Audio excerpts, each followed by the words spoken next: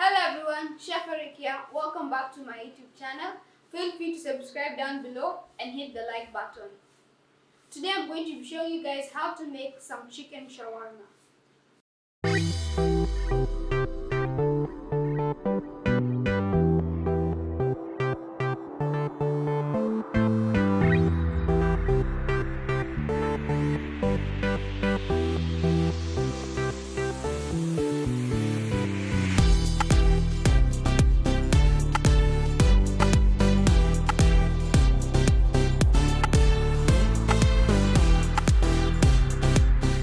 We're going to start by making our pita bread, and for the pita bread you're going to need some all-purpose flour, some warm water, some yeast, salt, sugar and some olive oil.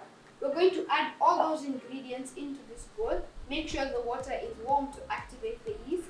Give them a quick mix and knead it together.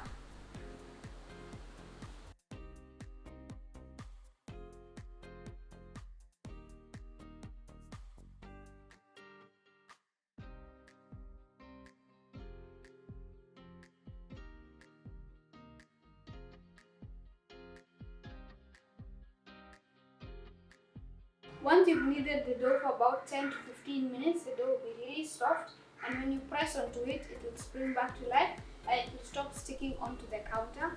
You now want to pop it into a greased bowl and let it rise for about 1 to 1.5 hours. Depending on where you live, it might take slightly longer or slightly shorter.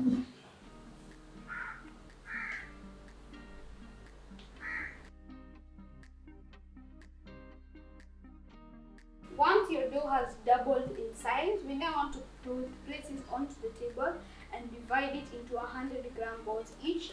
This recipe should make about 8 pieces. It's actually a double batch. The one I made a few minutes ago was a half batch. Down in the description box below, I'm going to give you the recipe for a half batch and a double batch. Once you've divided all your dough balls into about 100-gram size balls, we now want to shape them into a ball shape and let them rest for about 30 minutes. And to shape them, you're going to come onto an unfloured surface, press down on the dough, pull one side up to this side and one side to the middle, and flip this one over, and then just gently move the dough around your hands, form a ball.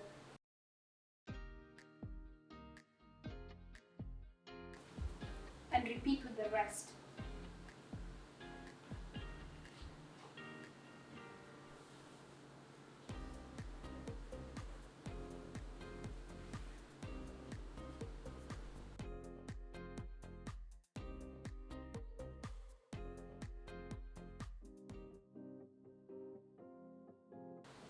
Now to the chicken part. Here I have 2 chicken breasts that I've cut up that I marinated overnight last night, and I want to take you through what exactly went into this marinade.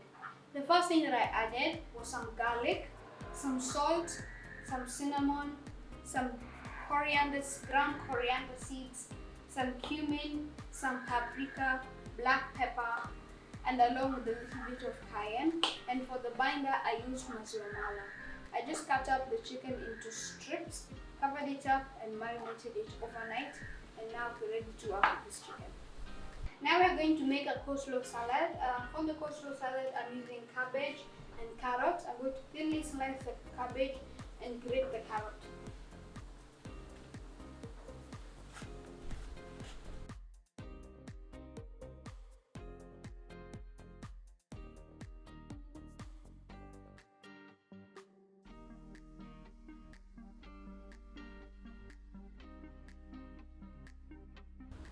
Now that we have our cabbage and our carrots ready, we now want to start adding in mayonnaise and just a secret ingredient, tomato sauce. It makes it a lot better, and along with some salt just to your liking. If you like it really saucy, add a lot of mayonnaise. If you like it less, just to your preference.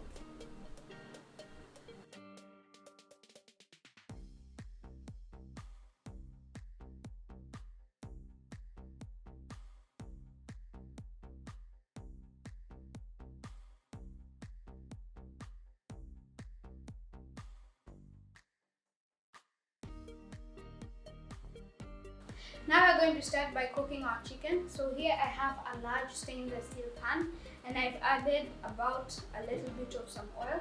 I'm heating the pan up, and once it comes up to temperature on about a medium to high heat, we're going to cook the chicken individually spaced out and then put them into this hot pot so that they can remain hot.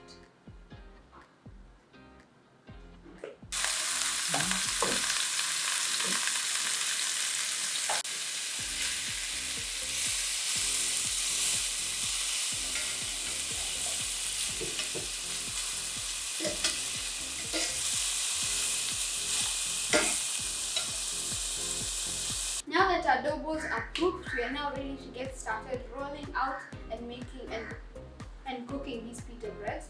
So we'll just take the first one, gently roll it out, pop it into a really hot oven. My oven is set to the highest temperature it can go, and once it poofs, we're going to remove it from the oven and place it onto a hot pan to get a golden brown color. The only reason why I don't leave it in the oven until it's golden because it gets really crunchy and I want a really soft pita. That's why I follow that process. It's foolproof and will guarantee you poofed pitas every single time. But if you don't want to go through all that stress, just cook them on the pan. It might if you're lucky, but if not, it's just fine.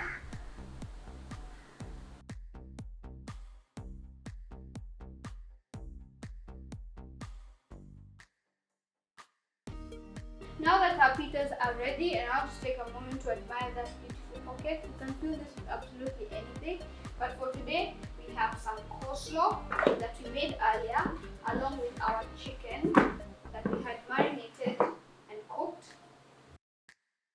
We're now just going to fill this with the chicken and the coleslaw and serve.